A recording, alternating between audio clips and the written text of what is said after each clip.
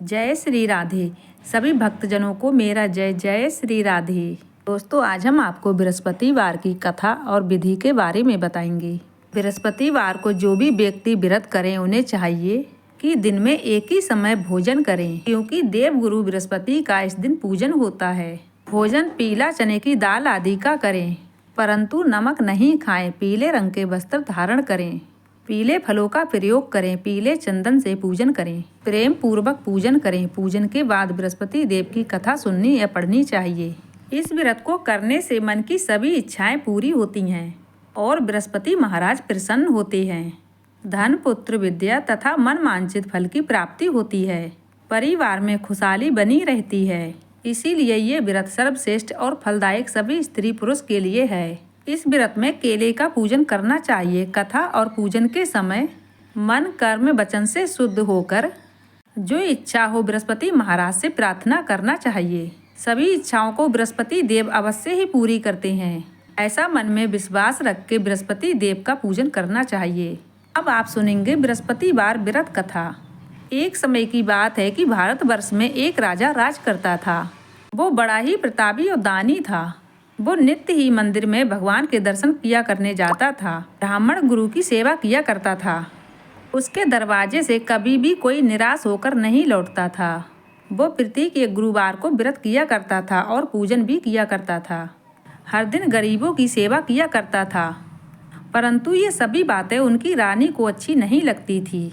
वो ना तो कभी व्रत किया करती थी और ना किसी को एक पैसा दान में दिया करती थी, और राजा से भी वो ऐसा करने को मना किया करती थी। एक समय की बात थी कि राजा वन में शिकार खेलने गए हुए थे। घर पर रानी और दासी थी। उसी समय गुरु बृहस्पति देव एक साधु का रूप धारण करके राजा के दरवाजे पर भिक्षा मांगने को गए थे। रानी से भिक्षा मांगी तो रानी कहने लगी, हे साधु महाराज, मैं रोज रोज के दान पुण्य से तंग आ गई हूँ। मेरे से तो घर का ये कार्य समाप्त नहीं होता। इस कार्य के लिए तो मेरे पति देव ही बहुत हैं। आप मुझ पर कृपा करें कि ये मेरा सारा धन नष्ट हो जाए और मैं आराम से रह सकूं। साधु बोले, हे देवी, तुम तो बड़ी विचित्र हो।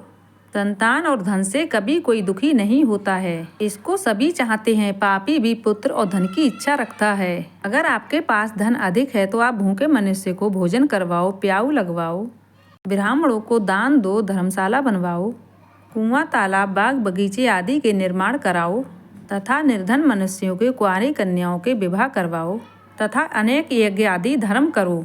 इस प्रकार के कर्म से आपका और आपके कुल का परलोक में नाम ऊंचा होगा, साथ ही आपको स्वर्ग की प्राप्ति होगी। परंतु वो रानी इन सभी बातों से खुश नहीं हुई थी। वो बोली, हे साधु महाराज, मुझे ऐसे धन की कोई आवश्यकता नहीं है जिसको मैं और मनुष्यों में बांटती रहूं तथा इसको संभालते संभालते मेरा पूरा जीवन नष्ट हो जाए। साधु कहने लगे, देवी, यदि तुम्हारी ऐसी इच्छा है तो ऐसा ही होगा। मैं तुम्हें जैसा बताता हूँ बिल्कुल वैसा ही करना। बृहस्पतिवार के दिन घर को गोबर से लीपना, अपने केशों को धोना, केशों को धोते समय स्नान करना, राजा से कहना वो अपनी हजामत बनवाएं, भोजन में मांस मंद्रा खाना, कपड़ा धोबी के यहाँ धुल्ले देना। इस प्रकार से 7 बृहस्पतिवार तक करना, तुम्हारा सारा धन नष्ट हो जाएगा। ये कहकर वो साधु महाराज वहाँ से अंतर ध्यान हो गए। रानी ने साधु के कहे अनुसार ठीक वैसा ही किया। केवल 3 ही बृहस्पतिवार बीते थे, उनकी समस्त धन संपत्ति नष्ट हो गई और भोजन के लिए दोनों समय परिवार तरसने लगा। सांसारिक भोगों से दुखी रहने लगे। अब राजा रानी से कहने लगा, रानी, तुम यहीं पर रहो, मैं दूसरे देश को जाता हूँ, क्योंकि यहाँ पर मुझे सभी मनुष्य जानते हैं। इसीलिए मैं यहाँ पर कोई कार्य नहीं कर सकता। देश चोरी परदेश भीख बराबर है। ऐसा कहकर राजा वहाँ से चले गए। वहाँ जंगल जाकर लकड़ी काटकर शहर में लाकर बेचता था। राजा इस तरह जंगल में अपना जीवन व्यतीत करने लगा। इधर राजा के घर पर रानी और दासी दुखी रहने लगी। किसी दिन भोजन मिलता और किसी दिन जल पीकर ही सो जाती थी। एक दिन रानी और दासी को 7 दिन तक बिना भोजन के ही रहना पड़ा। तब रानी ने दासी से कहा कि दासी, यहाँ पास के नगर में मेरी बहन रहती है, वो बड़ी धनवान है। तू वहाँ जा, वहाँ से 5 सेर बेसन मांग के ले आ, जिससे कि कुछ समय तक उससे गुजारा हो जाएगा। इस प्रकार दासी रानी की आज्ञा मानकर रानी की बहन के घर गई। तो रानी की बहन उस समय पूजन कर रही थी, क्योंकि उस दिन बृहस्पतिवार का दिन था। दासी ने रानी की बहन से कहा, सुनो रानी, मुझे तुम्हारी बहन ने भेजा है, मुझे 5 सेर बेसन दे दो। इस प्रकार से दासी ने अनेक बार कहा, परंतु रानी ने कोई इसका उत्तर नहीं दिया, क्योंकि वो उस समय बृहस्पतिवार की व्रत कथा पढ़ रही थी। इस प्रकार से दासी को जब कोई उत्तर नहीं मिला तब दासी मन ही मन में बहुत दुखी हुई और दासी को क्रोध भी बहुत आया। दासी इस प्रकार से अपने गांव लौटकर आई और अपनी रानी से कहा, हे रानी, आपकी बहन बहुत ही धनी स्त्री है। वो छोटो लोगों से बात भी नहीं करती है, क्योंकि मैंने उसको बार बार बुलाया परंतु उसने कोई उत्तर नहीं दिया। फिर मैं वापस चली आई। रानी बोली, सुनो दासी, इसमें उसका कोई दोष नहीं है। जब बुरे दिन आते हैं तब कोई सहारा नहीं देता। अच्छे बुरों का पता विपत्ति में ही लगता है। जो ईश्वर की इच्छा होगी वही होगा। ये सब हमारे भाग्य का दोष है। इधर रानी ने देखा कि मेरी बहन की दासी आई, परंतु मैं उससे नहीं बोली। इससे वह बहुत दुखी हुई होगी। रानी ने पूजन करके और कथा को समाप्त करके रानी अपनी बहन के घर चल दी और जाकर अपनी बहन से कहने लगी, सुनो बहन, मैं बृहस्पतिवार का व्रत कर रही थी। हमारी दासी गई थी, परंतु जब तक कथा होती है हम न उठते हैं न बोलते हैं, इसीलिए मैं नहीं बोली। कहो दासी क्यों आई थी? रानी बोली, बहन, हमारे यहाँ अनाज नहीं था। वैसे तो तुमसे कोई बात छिपी नहीं है। इस कारण से दासी को मैंने तुम्हारे यहाँ 5 सेर बेसन लेने के लिए भेजा था। रानी बोली, देखो बहन, बृहस्पति देव भगवान सबकी मनोकामना पूर्ण करते हैं। देखो शायद तुम्हारे घर में अनाज रखा हो। इस प्रकार से रानी ने रानी का वचन सुना तो घर के अंदर गई। वहां पर एक घड़ा बेसन का भरा रखा था। तब रानी और बांदी दोनों बहुत दुखी हुई थी। दासी कहने लगी, सुनो रानी, वैसे तो हमको जब अनाज नहीं मिलता है तो हम रोज ही व्रत करते हैं। क्यों ना इनसे व्रत की विधि पूछ ली जाए, तब हम भी व्रत किया करेंगे। रानी ने दासी के कहे अनुसार अपनी बहन से व्रत की विधि पूछी थी। तब रानी की बहन ने बृहस्पतिवार व्रत की विधि बताई। केले के पेड़ में मुनक्का हल्दी से पूजन करें तथा शुद्ध घी का दीपक जलाएं, पीला भोजन करें तथा व्रत की कथा पढ़ें। इस प्रकार करने से देव गुरु बृहस्पति प्रसन्न होते हैं, अन्न पुत्र धन देते हैं, मनोकामना पूर्ण करते हैं। इस प्रकार दासी और रानी दोनों ने निश्चय किया बृहस्पतिवार का पूजन जरूर करेंगी। 7 दिन बाद जब बृहस्पतिवार का दिन आया तो दोनों ने प्रसन्न होकर बृहस्पतिवार का व्रत किया। घुड़सार में जाकर चना गुड़ बीन लाई, केले की जड़ में उससे पूजन किया। साथ ही विष्णु भगवान का भी पूजन किया। अब पीला भोजन कहाँ से आए?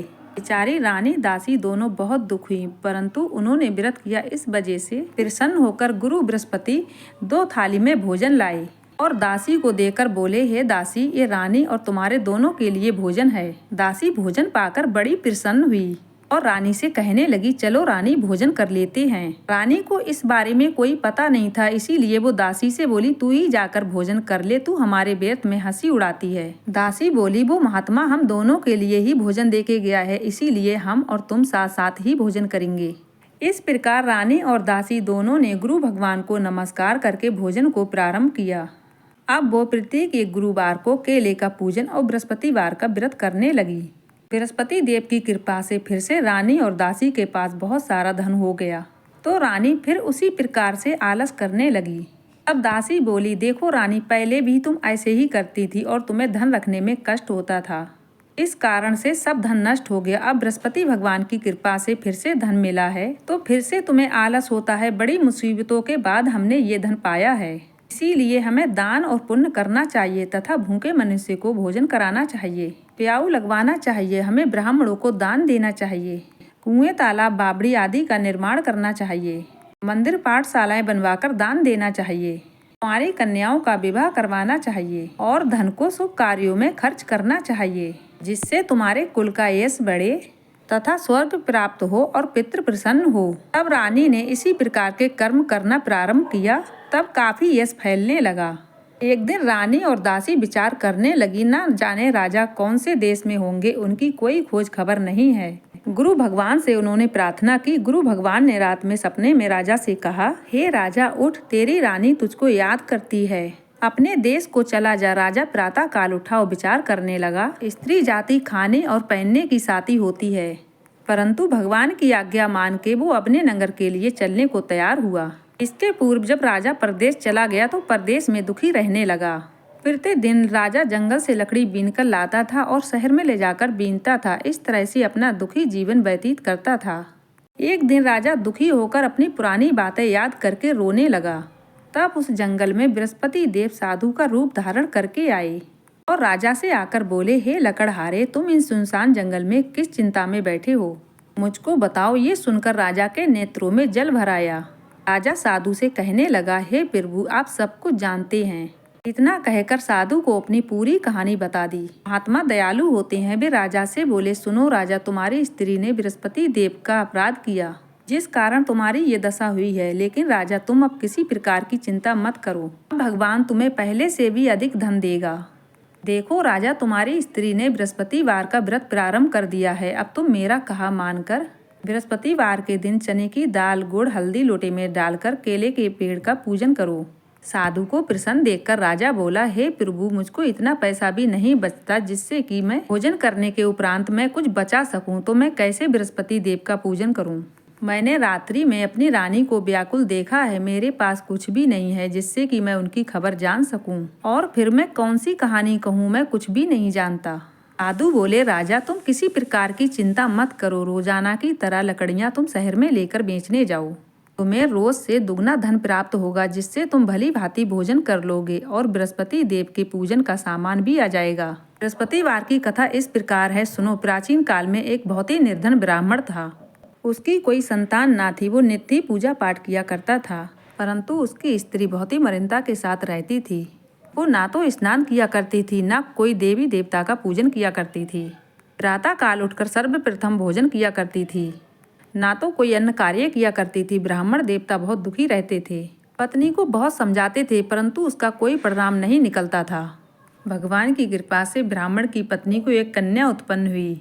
वह कन्या अपने पिता के घर में बड़ी होने लगी। प्रातः काल उठकर स्नान करके भगवान विष्णु का पूजन किया करती थी।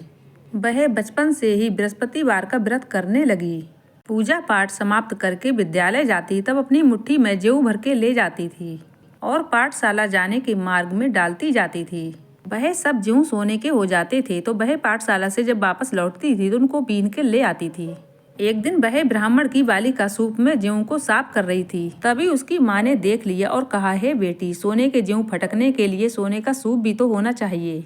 दूसरे दिन बृहस्पतिवार था। वह कन्या ने व्रत रखे और बृहस्पति देव से कहा, हे प्रभु, यदि मैंने सच्चे मन से आपकी पूजा की हो तो मुझे सोने का सूप दे दो। भगवान बृहस्पति देव ने उसकी प्रार्थना स्वीकार कर ली। रोजाना की तरह जौ फैलाते हुए वह विद्यालय चली गई। विद्यालय से लौटते समय जब वह जौ बीन रही थी तो बृहस्पति देव की कृपा से उसे वह सूप मिला और उस सूप को वह घर ले आई। उसी में जौ रखकर फटकने लगी, परंतु उसकी माँ का वह ढंग रहा। एक दिन की बात है, वो कन्या उस सूप में जौ साफ कर रही थी। उस समय उस नगर का राजकुमार वहां से निकल रहा था। उस कन्या का रूप और सोने के सूप में जौ को साफ करते हुए देखकर वह उस कन्या पर मोहित हो गया। राजमहल वापस आकर उनका प्यासा जाकर सो गया। राजा को जब राजकुमार द्वारा अन्न जल त्यागने का समाचार प्राप्त हुआ तो अपने मंत्रियों के साथ राजकुमार के पास गए और बोले, हे बेटा, तुम्हें बताओ क्या कष्ट है अथवा कोई और कारण है, मुझे बतलाओ। मैं वही करूंगा जिससे तुम्हें प्रसन्नता मिले। राजकुमार ने अपने पिता की बात सुनकर, पिताजी, मुझे आपकी कृपा से कोई दुख नहीं है और किसी ने मेरा अपमान भी नहीं किया है, परंतु मैं उस लड़की के साथ विवाह करना चाहता हूँ जो सोने के सूप में जौ साफ कर रही थी। ये बात सुनकर राजा आश्चर्य में पड़ गया और कहने लगा, हे बेटा, इस बात का पता तुम ही लगाओ। मैं उसके साथ तुम्हारा विवाह अवश्य करवा दूंगा। राजकुमार ने अपने पिता को उस लड़की के घर का पता बताया। मंत्री राजा के कहे अनुसार उस लड़की के घर गया और राजा का वृत्तांत ब्राह्मण को सब बता दिया। कुछ समय के बाद उस कन्या का विवाह राजा के लड़के के साथ हो गया। कन्या के घर से जाते ही उस ब्राह्मण देवता के घर में पहले के जैसे ही गरीबी आ गई। अब भोजन के लिए अन्न भी बड़ी मुश्किल से मिलता था। एक दिन ब्राह्मण देवता दुखी होकर अपनी बेटी के घर गए। ब्राह्मण की बेटी ने पिता के दुख का कारण पूछा और अपनी माँ के बारे में पूछा। ब्राह्मण ने अपना सभी हाल बेटी को सुना दिया। बेटी ने बहुत सा धन देकर पिता को विदा कर दिया। इससे ब्राह्मण का कुछ समय अच्छे से व्यतीत हुआ, लेकिन कुछ समय के बाद फिर से वही हाल हो गया। ब्राह्मण फिर से अपनी पुत्री के घर आ गया और फिर से पुत्री को वही हाल बताया। तब पुत्री बोली, हे पिताजी, तुम माँ को यहीं ले आओ और मैं उनको बृहस्पतिवार व्रत की सब विधि बता दूंगी। ब्राह्मण देवता पुत्री की बात सुनकर अपनी पत्नी को बेटी घर ले आए। पुत्री अपनी माँ को समझाने लगी, हे माँ, तुम प्रातः काल उठकर स्नान आदि करके विष्णु भगवान का पूजन करो, तब सब दरिद्रता दूर हो जाएगी। परंतु उसकी माँ ने उसकी एक न मानी। वह प्रातः काल उठकर बेटी का बचा कुचा सब जूठन खा लेती थी। एक दिन उसकी पुत्री को बहुत गुस्सा आया। उसने एक रात सारा सामान कोठरी से निकाल दिया और अपनी माँ को उसमें बंद कर दिया। प्रातः उठकर उनको वहां से निकालकर स्नान आदि करवाकर भगवान विष्णु का पूजन कराया। फिर उसकी माँ की बुद्धि ठीक हो गई। इसके बाद वो नियम से पूजा पाठ किया करती थी और प्रत्येक एक बृहस्पतिवार का व्रत भी किया करती थी। इस व्रत के प्रभाव से उसकी माँ भी बहुत धनवान हो गई। बृहस्पति देव की कृपा से वह स्वर्ग को प्राप्त हुई और ब्राह्मण भी सभी सुखों को भोग कर स्वर्ग को प्राप्त हुआ। ये कहानी कहकर साधु देवता वहां से लोप हो गए। धीरे धीरे समय व्यतीत होने के बाद फिर बृहस्पतिवार का दिन आया। राजा जंगल से लकड़ी काट कर किसी शहर में बेचने गया। उसे उस दिन और दिनों से अधिक धन मिला। राजा ने लकड़ी बेचकर गुड़ चना मुनक्खा लाकर बृहस्पतिवार का व्रत किया। उस दिन से उसके सभी कलेश खत्म हो गए। अगले बार फिर से गुरुवार का दिन आया तो वह बृहस्पतिवार का व्रत करना भूल गया। इसकी वजह से देव गुरु फिर से नाराज हो गए। उस दिन उस नगर के राजा ने विशाल यज्ञ का आयोजन किया तथा अपने समस्त राज्य में घोषणा करवा दी कि उस दिन कोई मनुष्य अपने घर में भोजन न बनाए तथा चूल्हा भी न जलाए तथा समस्त लोग मेरे घर भोजन करने आएंगे। इस आज्ञा को जो नहीं मानेगा उसे फांसी दी जाएगी। राजा की आज्ञा अनुसार राज्य के सभी वासी भोज में शामिल हुए, लेकिन लकड़हारा कुछ देर से पहुंचा, इसीलिए राजा उसको अपने संग मार्ग में ले गए। जब राजा अपने संग लकड़हारे को भोजन करवा रहे थे तब रानी की दृष्टि उस खुट्टी पर पड़ी जिसपे उनका हार था। उन्हें हार उस खुट्टी पर लटका दिखाई नहीं दिया। तब रानी को निश्चय हो गया कि मेरा हार इसी लकड़हारे ने चुरा लिया है। उसी समय सैनिक को बुलवाकर उसको जेल में डलवा दिया। जब लकड़हारा जेल खाने में गया तो बहुत दुखी होकर विचार करने लगा कि ना जाने कौन से पूर्व जन्म के कर्म से मुझे ये दुख प्राप्त हुआ है, और उसी साधु को याद करने लगा जो जंगल में मिला था। तत्काल बृहस्पति देव साधु के रूप में प्रकट हो गए। उसकी दशा को देखकर, अरे मूर्ख, तूने बृहस्पति देवता की कथा नहीं की, इसीलिए तुझे ये दुख प्राप्त हुआ है।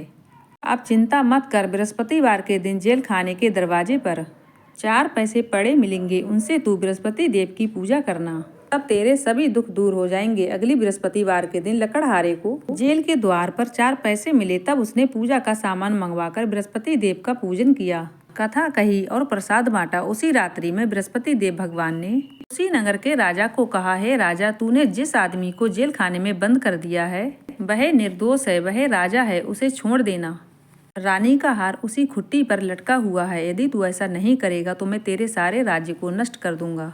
राजा प्रातः काल उठा और रानी के हार को खुट्टी पे टंगा देखकर लकड़हारे को जेल खाने से बुलवाकर उससे क्षमा मांगी तथा राजा के योग्य सुंदर वस्त्र आभूषण भेंट कर उसे विदा किया। गुरुदेव की आज्ञा अनुसार राजा अपने नगर को चल दिया। राजा जब नगर के निकट पहुंचा तो उसे बड़ा आश्चर्य हुआ। नगर में पहले से अधिक कुआं, तालाब, बहुत से धर्मशालाएं हैं, मंदिर आदि बने हुए थे। राजा ने बूझा, यह किसका बाग और धर्मशाला है। तब नगर के सब लोग कहने लगे, यह सब दासी और रानी के द्वारा बनाए गए हैं।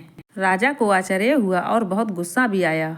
जब रानी ने सुनी कि राजा आ रहे हैं तब रानी ने दासी से कहा कि सुन दासी, देख, हमको राजा कितनी बुरी दशा में छोड़ गए थे। वह हमारी ऐसी हालत देखकर लौट न जाएं, इसीलिए तू दरवाजे पर खड़ी हो जा।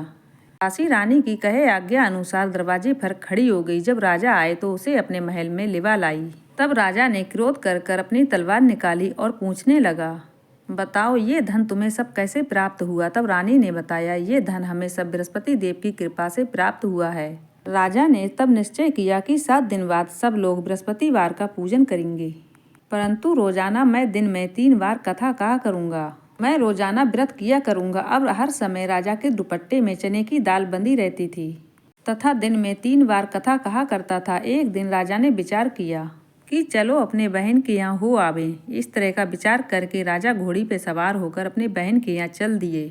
मार्ग में उसने देखा कि कुछ आदमी एक मुर्दे को लिए जा रहे हैं। उन्हें देखकर राजा कहने लगा कि अरे भाइयों, मेरी बृहस्पतिवार की कथा सुन लो। राजा की बात सुनकर लोग कहने लगे कि लो, हमारा आदमी मर गया है, इसको अपनी कथा की पड़ी है। परंतु कुछ आदमी कहने लगे कि अच्छा कहो, हम तुम्हारी कथा को सुनेंगे। राजा ने दाल निकाली और कथा कहनी शुरू कर दी। जब कथा आदि हुई तब मुर्दा हिलने लगा और जब कथा समाप्त हुई तो मुर्दा राम राम कर खड़ा हो गया। जब राजा आगे बढ़ा, उसे चलते चलते शाम हो गई। एक खेत में किसान हल चलाते मिला। राजा उससे भी कहने लगा, अरे भैया, तुम मेरी बृहस्पतिवार की कथा सुन लो। किसान उससे कहने लगा, जब तक मैं तेरी कथा सुनूंगा जब तक मैं 4 हरैया जोत लूंगा। जा अपनी कथा किसी और को सुनाना। राजा आगे चलने लगा। राजा का वहां से हटते ही बैल पछाड़ खाकर गिर गए और किसान के पेट में जोरों से दर्द होने लगा। उसी समय किसान की पत्नी रोटी लेकर आई। उसने जब ये हाल सब देखा और पूछा, उसी समय बुढ़िया दौड़ती दौड़ती घुड़सवार के पास गई और उससे बोली, मैं तुम्हारी कथा सुनूंगी, तुम अपनी कथा को मेरे खेत पर चल के सुना दो। राजा ने लौटकर बुढ़िया के खेत पे जाकर कथा सुनाई, जिसके सुनते ही बैल उठकर खड़े हो गए तथा किसान के पेट का दर्द भी खत्म हो गया। राजा वहां से अपने बहन के घर पहुंच गया। बहन ने अपने भाई की खूब मेहमानदारी की। दूसरे दिन प्रातः काल उठकर राजा देखने लगा कि सब लोग भोजन कर रहे हैं। राजा ने अपनी बहन से पूछा कि ऐसा कोई मनुष्य है जिसने भोजन नहीं किया हो, जो मेरी बृहस्पतिवार की कथा सुन ले। तो बहन बोली, है भैया, ये देश ऐसा ही है। पहले यहाँ के लोग उठकर भोजन करते हैं, बाद में अन्य काम करते हैं। अगर पड़ोस में कोई होगा तो देख आती हूँ। ऐसा कहकर बहन देखने चली गई, परंतु उसे कोई ऐसा व्यक्ति नहीं मिला जिसने भोजन नहीं किया हो। वह फिर एक कुम्हार के घर गई थी, जिसका लड़का बीमार था। उसे पता चला कि उसके यहाँ 3 दिन से किसी ने भोजन नहीं किया है। रानी ने अपनी भाई की कथा सुनने के लिए कुम्हार से कहा। वह तैयार हो गया। राजा ने वहां जाकर बृहस्पतिवार की कथा कही, जिसको सुनकर उसका बेटा ठीक हो उठा। अब तो राजा को प्रशंसा होने लगी। एक दिन राजा ने अपनी बहन से कहा, हे बहन, मैं अपने घर जाऊंगा, तुम भी तैयार हो जाओ। राजा ने अपने भाई के साथ जाने के लिए अपनी सास से आज्ञा मांगी।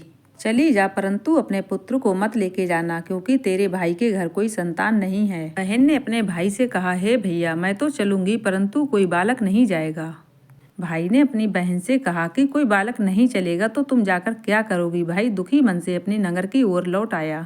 राजा ने अपनी रानी से कहा कि हम निसंतान हैं, इसीलिए हमारे घर कोई आना पसंद नहीं करता है। इतना कहकर बिना अन्न जल किए बिस्तर पर लेट गया। रानी बोली, हे प्रभु, हमें बृहस्पति देव ने सब कुछ दिया है, वह हमें संतान अवश्य देंगे। उसी रात बृहस्पति देव ने राजा को सपने में कहा, हे राजा, सब सोच त्याग दे, तेरी रानी गर्भवती है। राजा को ये जानकर बड़ी खुशी हुई। 9वें महीना में रानी ने एक सुंदर पुत्र को जन्म दिया। जब राजा की बहन ने ये शुभ समाचार सुना तब वह बहुत प्रसन्न हुई तथा बधाई लेकर अपने भाई के यहाँ आई। तब रानी ने कहा, घोड़ा चढ़कर नहीं आई, गधा चढ़ाई। राजा की बहन बोली, भाई, मैं इस प्रकार ना करती तो तुम्हें औलाद कैसे मिलती। बृहस्पति देव ऐसे ही हैं, जिसके मन में जो मनोकामनाएं रहती हैं जरूर पूर्ण करते हैं। जो सच्चे मन से बृहस्पतिवार का व्रत करता है एवं कथा पढ़ता है या सुनता है और दूसरों को सुनाता है, बृहस्पति देव उनकी सभी मनोकामना पूरी करते हैं। वो अवश्य उनकी इच्छा पूरी करते हैं। जो संसार में सच भावना और सच्चे हृदय से बृहस्पति देव का पूजन करते हैं, उनकी सभी मनोकामनाएं वैसे ही पूरी होती हैं जैसे रानी और राजा ने बृहस्पति देव का गुणगान किया, उनका पूजन किया, उनकी कथा की और उनकी सभी मनोकामनाएं अवश्य ही पूरी हुई। मनुष्य को हृदय से उनका नाम सिमरन करते हुए उनका जयकारा लगाना चाहिए। तो कथा मेरी संपन्न हुई। उम्मीद करती हूँ दोस्तों आज की कथा आपको जरूर पसंद आई होगी। पसंद आई हो तो वीडियो को लाइक करके चैनल को सब्सक्राइब भी जरूर कर दीजिएगा। एक बार प्रेम से बोल दीजिए, विष्णु भगवान की जय।